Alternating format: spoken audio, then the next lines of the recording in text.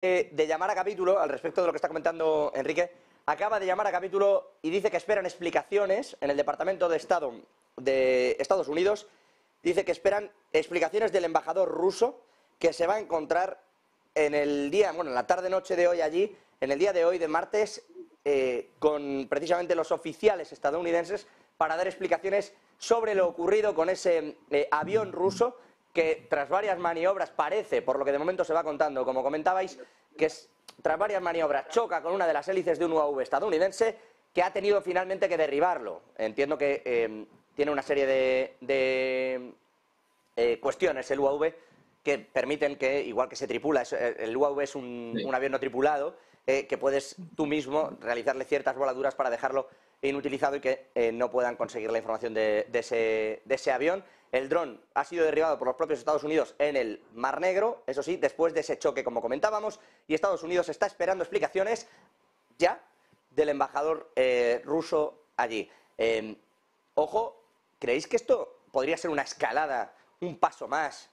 Ayer veíamos a Biden, a Rishi Sunak y a Albanese, a Estados Unidos, Reino Unido y Australia, hablar de 3 submarinos nucleares lindando las aguas internacionales cercanas a China, que es donde los van a poner, en Australia.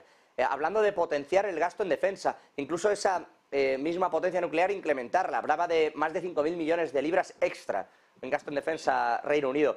¿Creéis que en realidad estamos ya viviendo esa escalada? ¿Se ha ido de las manos por completo el conflicto en Ucrania? Yo diría que irse de las manos no, pero evidentemente que estamos viviendo una escalada es evidente, ¿no? Y quizá también deberíamos sumar en esta narración de hechos que estás haciendo, pues también la visita de von der Leyen a Estados Unidos y Canadá, ¿no? Es decir, al final también, que es lo que estamos viendo aquí, y es que, bueno, pues el producto clave en todo este conflicto, ¿no? Que es la energía.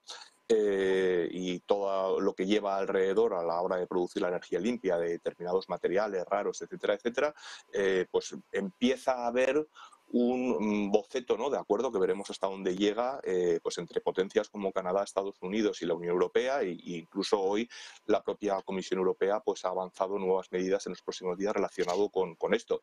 Evidentemente, todas esas actuaciones no favorecen a los intereses rusos, ¿no?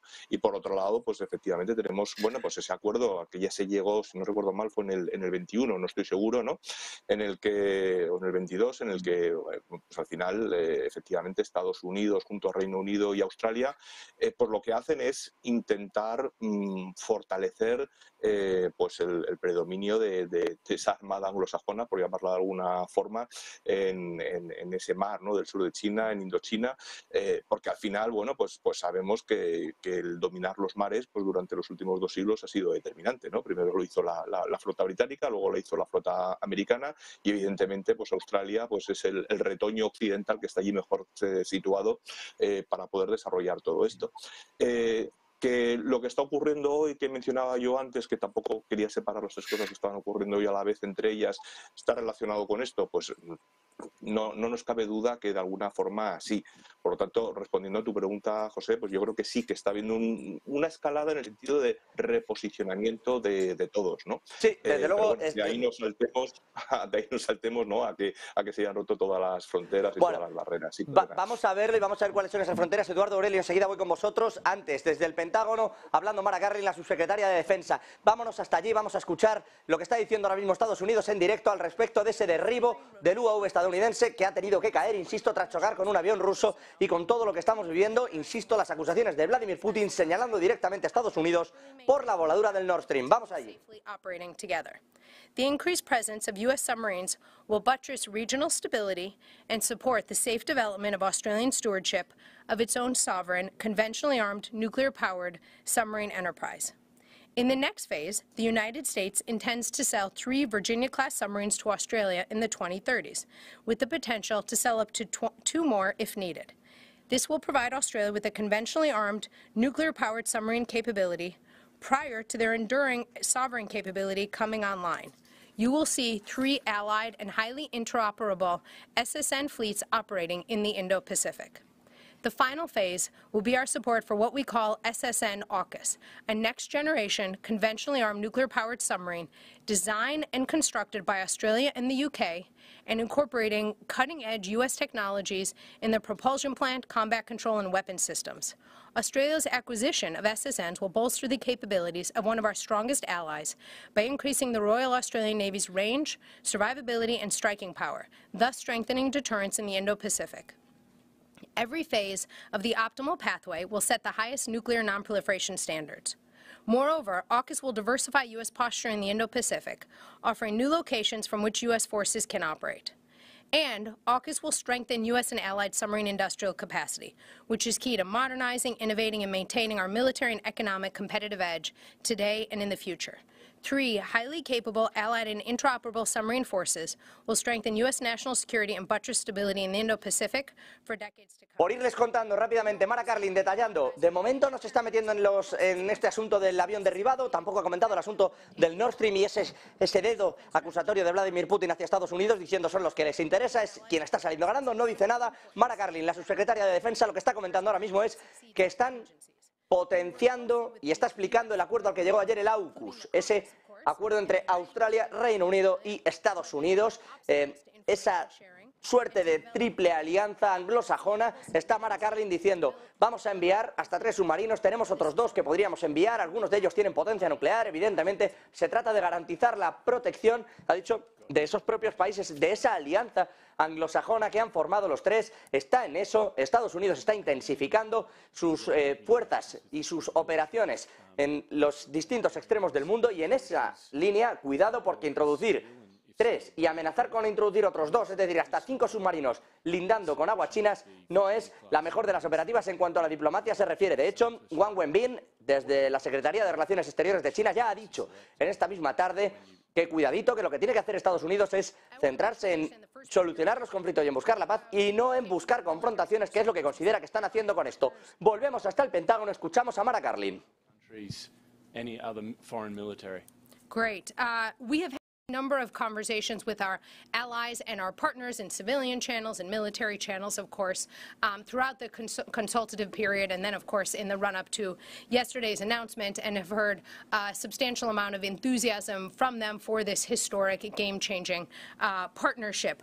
Regarding engagements with the People's Republic of China, the State Department did do that, and I would refer you to them for the substance of that dialogue. I would, of course, highlight what you've heard often from Secretary Austin, which is that open communication between our 2 countries is important for risk management and for understanding what one another is thinking.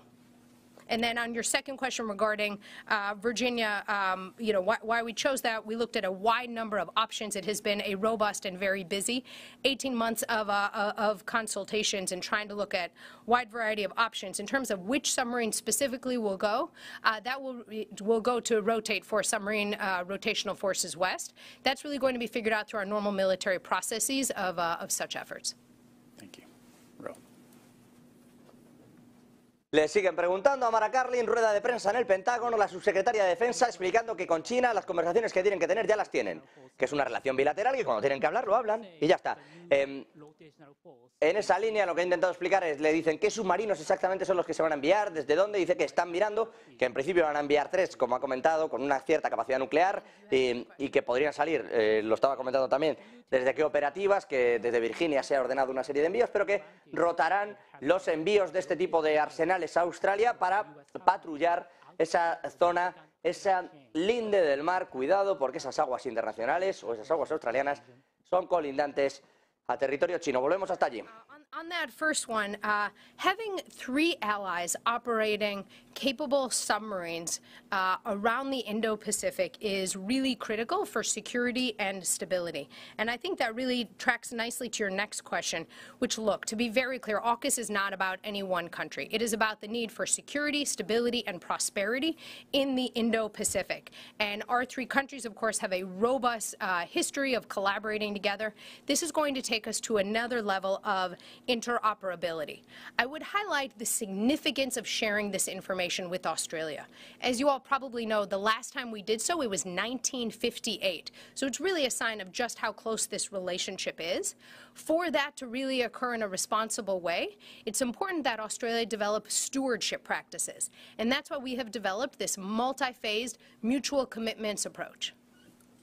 Thank you. Let's go to Will. Thank you. Just regarding the, Para Carlin, hablando de cuándo se establecieron las últimas relaciones con Australia, desde cuándo no se intercambia cierta información, hacía referencia a algunos años. Bueno, es que prácticamente la última vez que les tocó luchar juntos era Vietnam. A esa guerra hay que remontarse para ver exactamente ese trío anglosajón tan unido. Dice de todas formas Mara Carlin que ese AUKUS no va sobre proteger a los anglosajones ni a esos tres países, sino que va de proteger la seguridad internacional y especialmente la región del Indo-Pacífico. Volvemos hasta allí, escuchamos a la subsecretaria de Defensa. 18 months ago. Australia will be purchasing a mix of new submarines and old submarines, and right now it looks like it will be two with the potential to have, it will be three with the potential for two more if needed. As I noted earlier, the cohort of folks looked at a wide range of different options and really came down with Virginia as the right approach, and Virginia payload module will not be a part of it. I think the three countries saw that didn't make sense. As you no doubt know well, of course, these submarines are going to be especially special, though, because of their stealth, their range, and their endurance. So they really will be kind of a meaningful deterrent in the region. Let's go to Jim. Hi, it's good to see you. Bueno, de momento sigue hablando de los submarinos, mencionaba 1958, como yo les decía, la guerra de Vietnam, que empezó en el 55, es verdad que luego se prolongó muchísimo, que Estados Unidos tardó más en salir, etcétera, pero es una guerra en la que estuvo metido también con ciertas operaciones especiales a Australia, donde bueno, no vamos a entrar en las estrategias militares, pero ahí se intercambiaba esa cierta información y efectivamente la parte de las patrulleras, los submarinos que se enviaban, todo lo que ocurría allí, lo monitorizaban ambos países. Bueno, en esa línea dice la subsecretaria de Defensa estadounidense, a quien volvemos a escuchar ya mismo, que ahora van a hacer lo mismo, intercambiar esa información porque es necesario, lo está exigiendo el entorno geopolítico. Closest allies who we have stood shoulder to shoulder with for much of the last 100 years or so. Nevertheless, we have processes that have to be figured out, and to ensure that both pillars of AUKUS, right, there are two pillars. Today we're very focused on pillar one, which is the conventionally armed nuclear-powered submarines, but there's also pillar two, right, this cooperation on advanced capabilities. We know for that to be realized, we're going to need very clear, transparent, robust information sharing practices. It's a great case study. These are exactly the right two allies to make it real, and we look forward to working with our colleagues around the U.S. government, including the Congress, to make that a reality. We have time for just a couple more.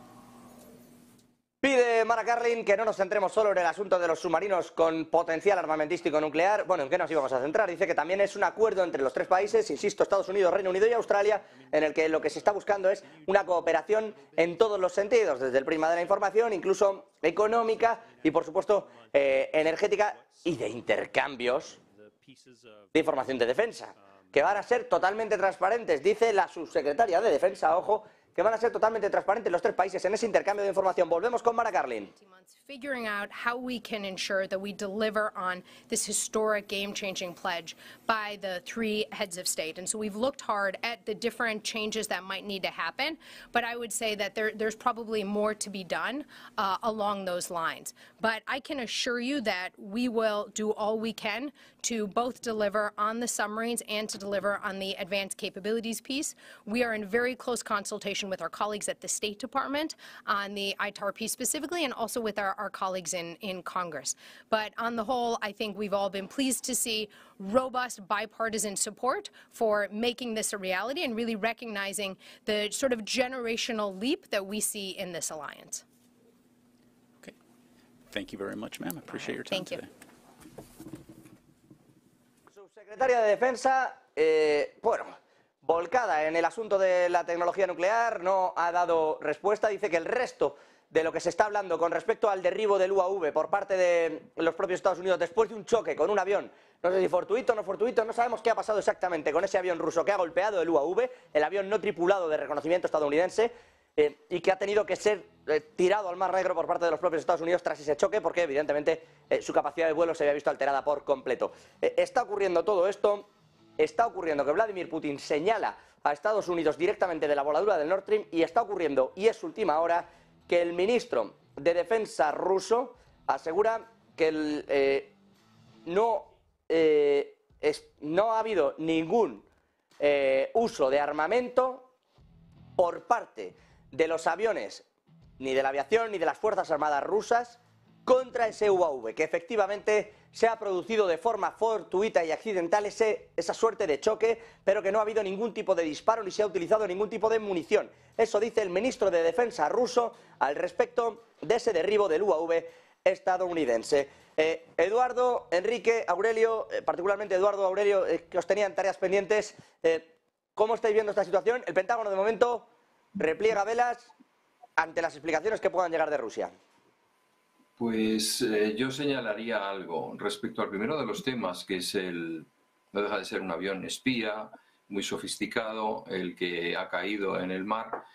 Yo señalaría que no deja de ser el oso ruso quitándose las avispas de encima, es decir, no hace falta tirar ningún disparo para derribar un avión con un dron. Y los aviones no tripulados han cambiado completamente la concepción bélica en el aire.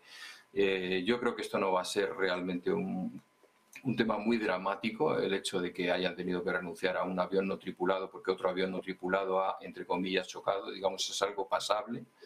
Pero lo que es realmente más preocupante es el escenario del mar de la China Meridional en un futuro, que es la zona de mayor riesgo, muy por encima del Mar Negro, que no deja de ser, veámoslo así, el Caribe de los rusos. Quiero decir, si se te meten en casa, imaginemos la situación al contrario, ¿no? Sí, es tal cual es lo que está pasando. Perdóname, Eduardo, que es que al final sigue pasando y sigue pasando. Perdonadme los tres, que está siendo una noche bastante movidita. Está hablando ahora mismo justo el secretario de Defensa. Nos vamos a trasladar de nuevo hasta allí y le escuchamos y enseguida replanteamos todas las últimas horas y volvemos con los analistas. Vamos directamente hasta Estados Unidos. And finally, Secretary Austin and Chairman of the Joint Chiefs of Staff, General Milley, will host the 10th meeting of the Ukraine Defense Contact Group tomorrow. The meeting will be hosted virtually here in the Pentagon and will allow for the Secretary, the Chairman, and senior defense leaders from around the world to discuss ongoing efforts to provide Ukraine with the means and resources it needs to defend itself from Russian aggression. Additional information on tomorrow's meeting will be forthcoming. And with that, I will take your questions. We'll start with Reuters. Phil. Has the Secretary or anyone else in the U.S. military